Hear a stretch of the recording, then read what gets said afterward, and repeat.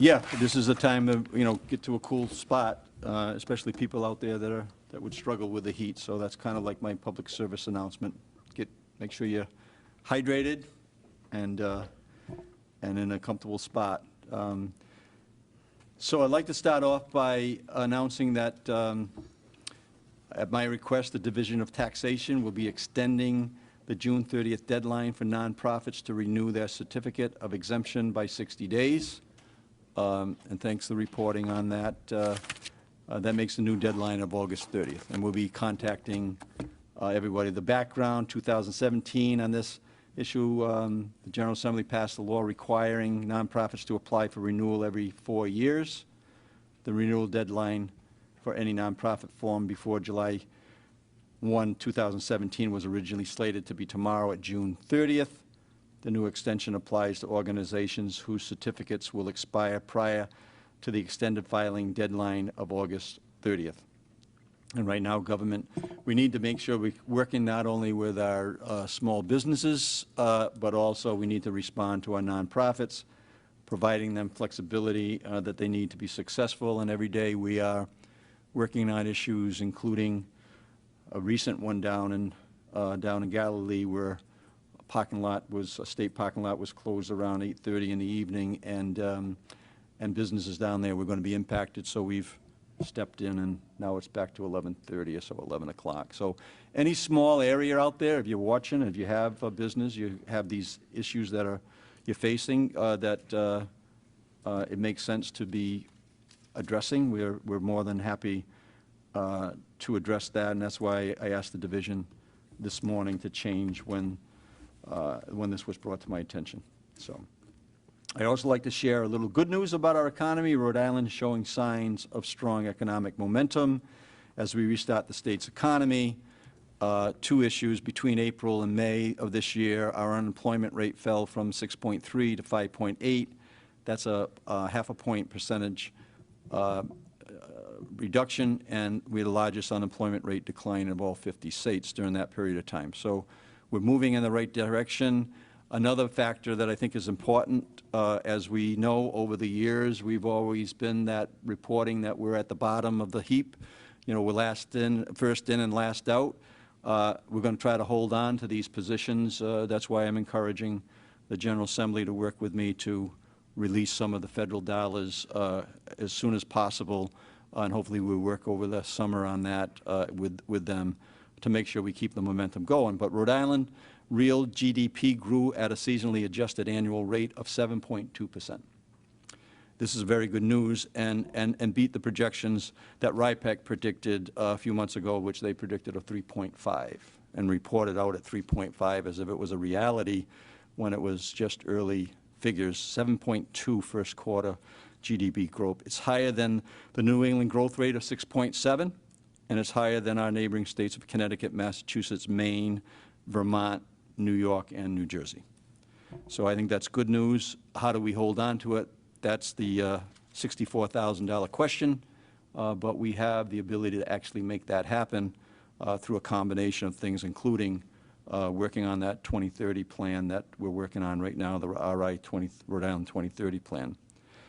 Yesterday we had also some good news of the local economy. Not only will there be music in Newport this summer, there will also be water fire in Providence this summer. And last night's Commerce Board meeting, I was glad to share that our administration is committing $300,000 to ensure water fire continues this year. Water fire is iconic. It's a tourist attraction. It's economic driver. And we all know, at least we should know, that Providence has been hit really hard during the last 15, 16 months. In fact, the figures that we have is there's been much as a 70% overall at one point in time reduction in the economy.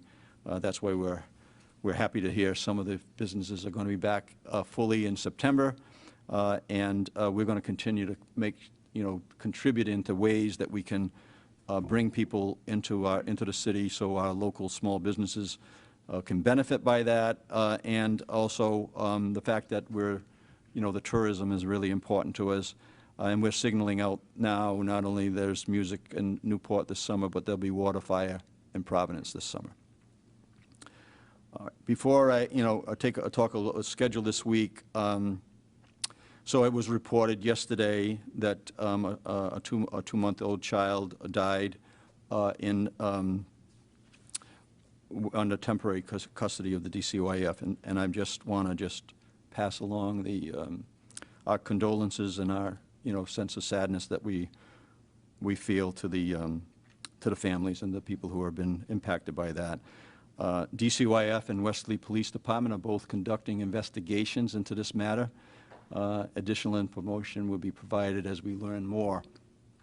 This morning, I had prearranged visits to both the DHS and the DCYF in advance of this as a part of the second 100 days where I'm out meeting the staffs and meeting with the management teams.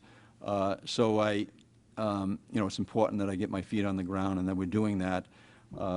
And obviously the discussions really have impacted, this event has impacted DCYF in a significant way, and that the people who are working there are trying to get to the bottom of the issues, and then once we have those, we'll share those. The rest of the week, tomorrow morning, we'll be announcing Rhode Island's back-to-school COVID-19 guidance, which we will have a separate press event, and then tomorrow afternoon I'll be joined with Secretary Jones and Director Shrest.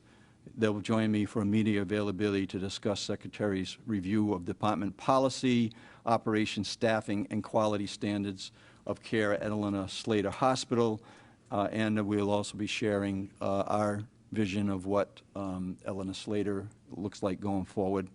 And on Thursday, I'll be joining DOT for the reopening of the Manville Bridge between Cumberland and Lincoln. I know that the people in our area of the state are going to really appreciate that. And finally, before I wrap up, I just want to, in my formal comments, I want to wish all Rhode Islanders a happy 4th of July. There's no question that this is a different 4th of July than we had experienced last year, and we really should be counting our blessings. So we're going to have a great 4th here in Rhode Island. Enjoy the fireworks, enjoy your family, and with that, I'll hand it over to our Lieutenant Governor. Thank you, Governor. Good afternoon. Like the Governor, I also want to express my sympathy, heartfelt sympathy to the family of the child that passed away on Sunday night. Keeping the family and the caretakers my thoughts and prayers. I want to take this moment also to remind everyone out there in these high temperatures that the Rhode Island Emergency Management Agency has a list of cooling places, cooling locations. So make sure that you visit their website. It's the Rhode Island, it's riema.ri.gov. The calling centers list is there. If you don't have access to the internet, make sure to call the United Way 211. I want to take this opportunity to say thanks to the 211 team and the United Way team that always are there available to assist every time that there is a need. So call the 211 and they can tell you where is going to be the nearest calling center location nearest to you. I also want to express my gratitude to Governor McKee and the Commerce Corporation. Thank you for your leadership, making sure that WaterFire continues. While I was the council president for Ward 15, where the WaterFire Art Center is located, but even before that, I was a strong supporter of WaterFire. I believe that they are a great asset for the city of Providence and for the state of Rhode Island. They bring a lot of economic activity to the city and the state, and I'm so glad to see the leadership shown by the governor, making sure that WaterFire continue. Also, I want to make sure to remind everyone that the moratorium for evictions is going to be extended until July 31st. If you have any if you need any assistance with your rent or utility, we want to remind you that there are funds available through the Rhode Island Housing Corporation.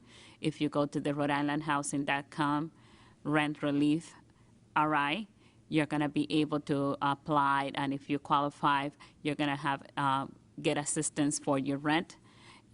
if you're owed money for your rent, and also you're going to get assistance for your utility bills. You can apply there. That said, I want to say that housing continued to be a top priority for me. I've been happy to continue to have conversation with leaders in the housing field here in Rhode Island.